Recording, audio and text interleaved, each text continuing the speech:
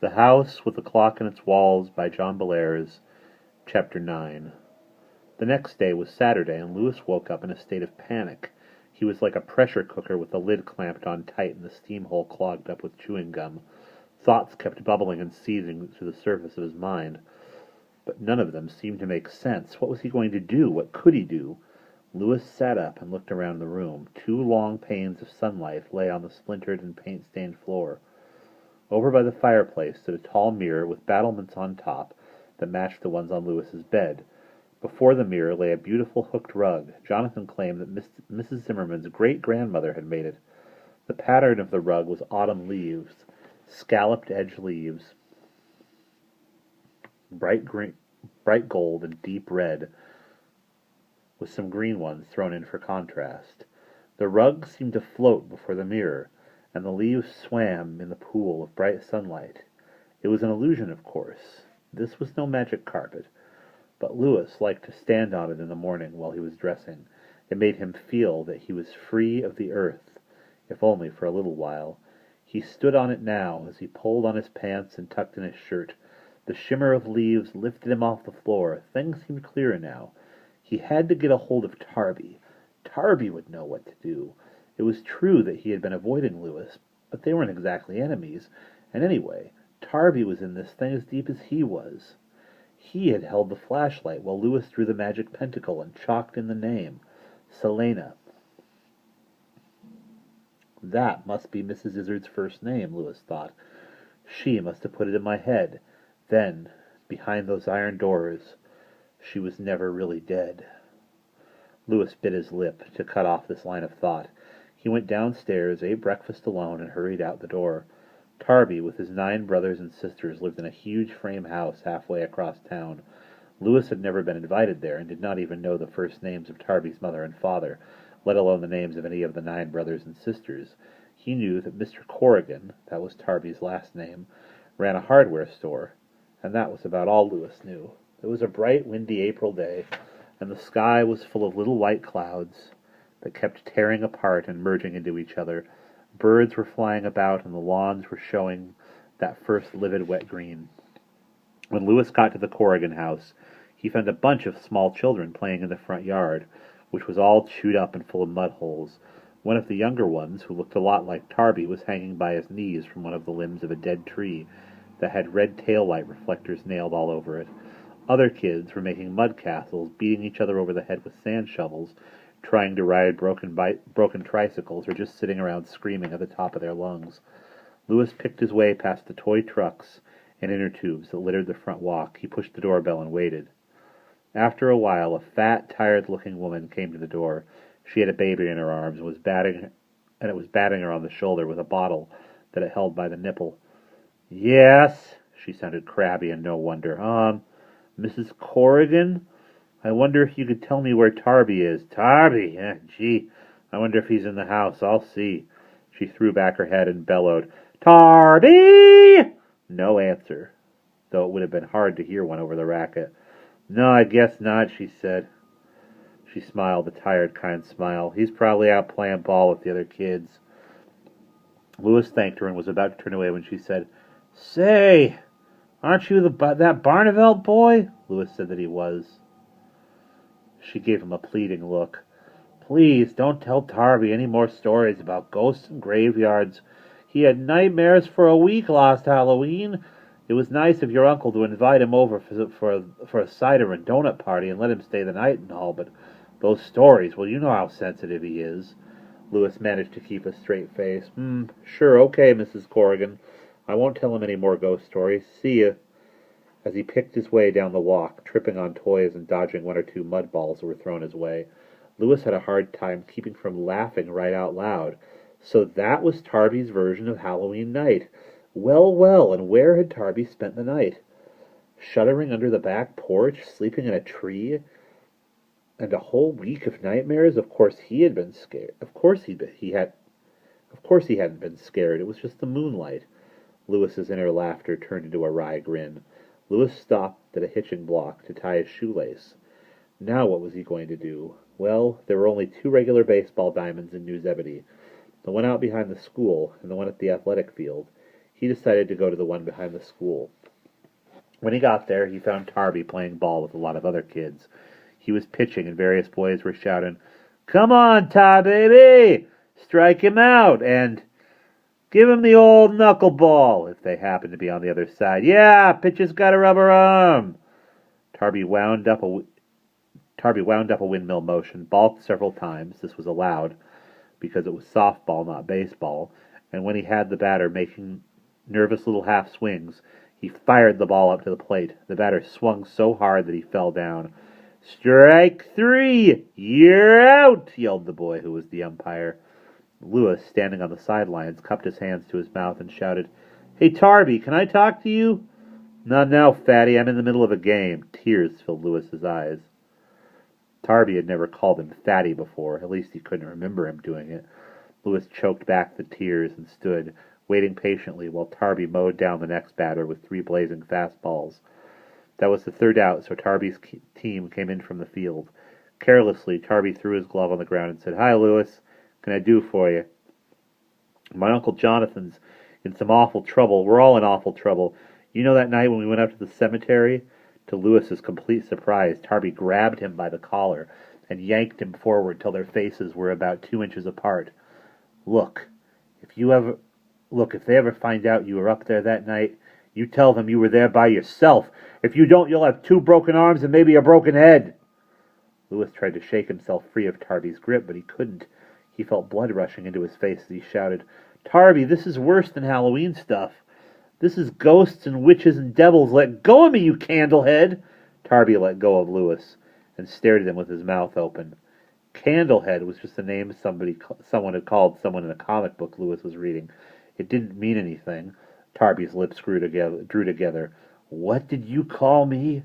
Several of the other boys started to shout, "Fight! Fight!" though they didn't really expect much of one. It was only Lewis, after all. Lewis stood there red-faced and frightened. "I don't know what I called you." "Well, remember next time." Tarby raised his fist and brought it down hard on Lewis's shoulder. It really hurt.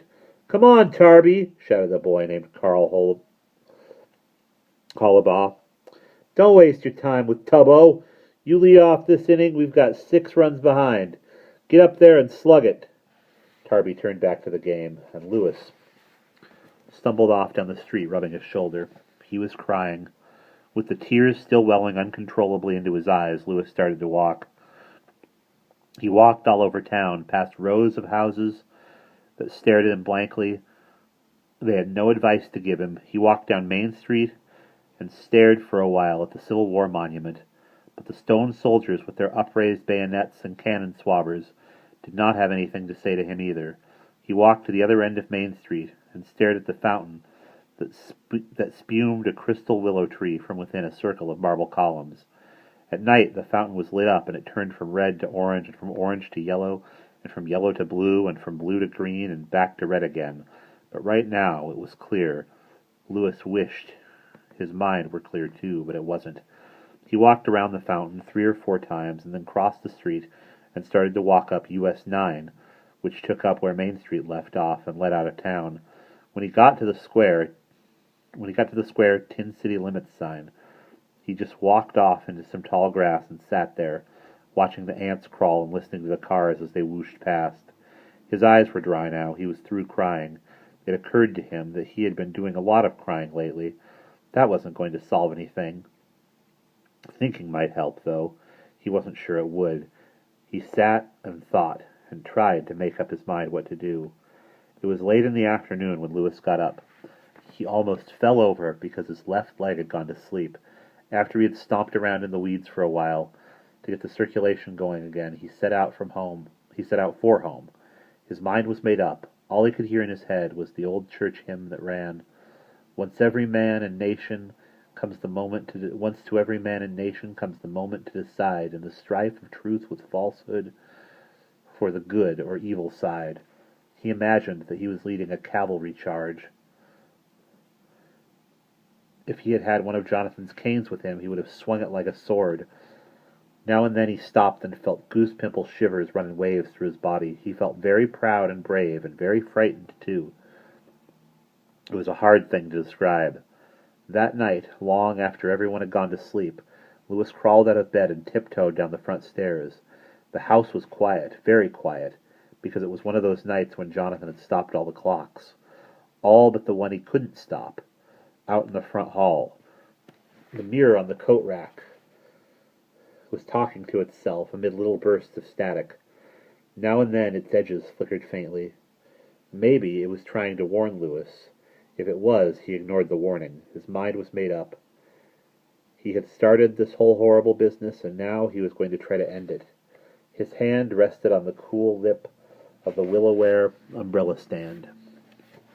He groped among the canes, rattling them a good deal. Ah, here it was. His hand closed on the black wooden rod, and what was this?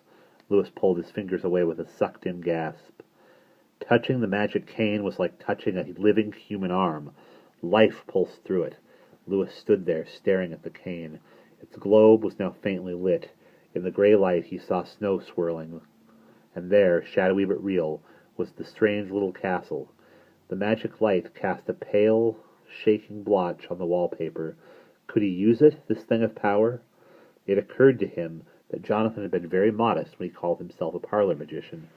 Louis set his teeth and reached out with a hand that still tingled from the shock it had received.